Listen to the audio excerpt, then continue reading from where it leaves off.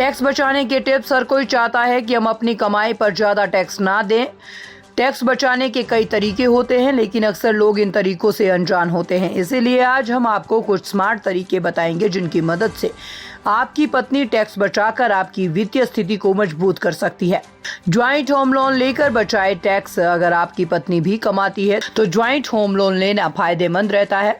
इस तरह आप दोनों अपनी कमाई पर टैक्स बचा सकते हैं। ज्वाइंट होम लोन के तहत आप दोनों सेक्शन 80C के तहत प्रिंसिपल रीपेमेंट पर 1.5 लाख रुपए तक और सेक्शन 24B के तहत ब्याज पर 2 लाख रुपए तक अलग अलग टैक्स छूट का दावा कर सकते हैं।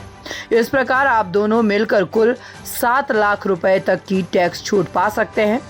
लेकिन ध्यान रहे, जब तक प्रॉपर्टी का नाम ज्वाइंट नहीं होगा तब तक टैक्स बेनिफिट का लाभ नहीं मिलेगा। PPF अकाउंट के जरिए कमाई को डबल करें।